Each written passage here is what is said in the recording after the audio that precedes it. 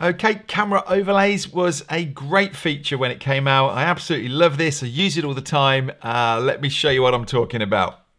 Down here at the bottom of our overlays, we can bring in images, text, countdowns, all these things. We've made videos on them all, but notice it says down here when I hover over it, new camera overlay.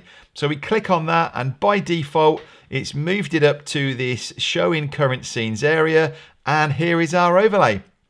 So as you can see, it's a camera feed coming in and I'm just using the same camera. You'd never normally be able to get one camera to sit over the front of the other. Now we can do this, we can adjust it, resize it, but better than that, it doesn't just stay at this size. I can click on this pencil symbol and I can firstly change the camera around to anything I've got attached. So for my phone, my iPad, and I want to bring that feed in, then I can do it this way. If I wanted to bring a guest on when I'm interviewing, we'll cover that in another video. I'm just going to stick with this same one now. So I can select the camera source and then these are the classic picture-in-picture shapes and sizes that you've been used to. We can change these around.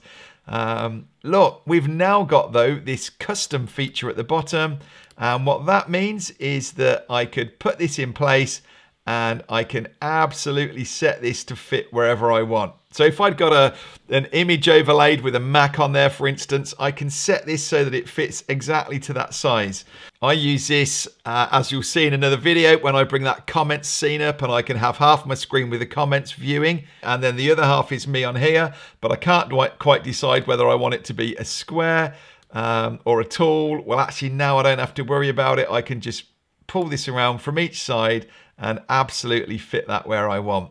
Now, one great way that you can use this is if you wanted to create a frame around here, I can go back to my original source and go blank. And typically, if you hadn't got any overlays in, you would have a black background like this. But even at that, look, we can now create our own frame. And without me going off and designing an overlay to sit over the front of this, this is now sitting inside a frame, which is actually just a space around the edge and showing the background.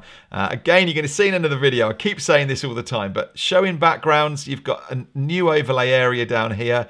You can drop in any image you want down into that area. So for me to put a funky one like this in the background means that, look, I can have that as a background and then I can stretch this to fit and I've suddenly got a nice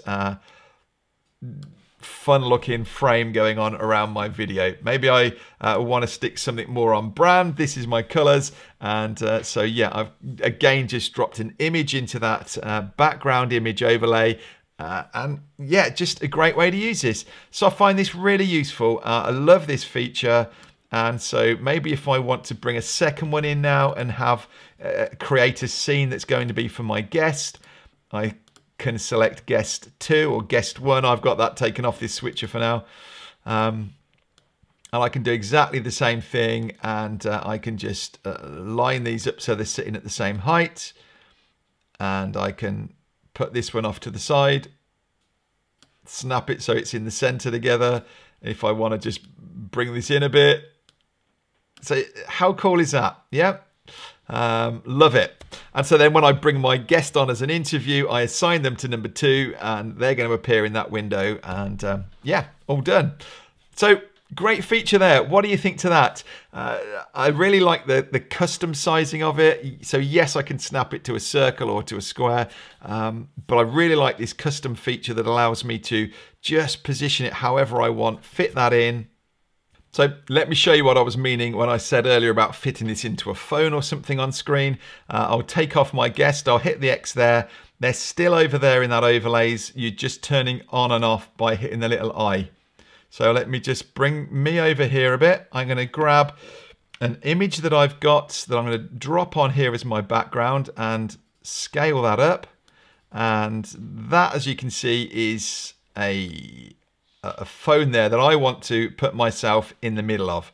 So because that layer has come over the front of my camera, it's sat in front of it. But if I want to bring my camera one up to the front, so now I can position that top left corner and then I can grab the bottom right one and fit myself in there. And without any clever editing or masking or things like that, I've now just put this overlay. I've resized it, fitted in. What a lot of fun you could have with that. Why don't you have a go with that? Let me know how you get on with it. But that's camera overlays, a fantastic feature I think you're going to enjoy.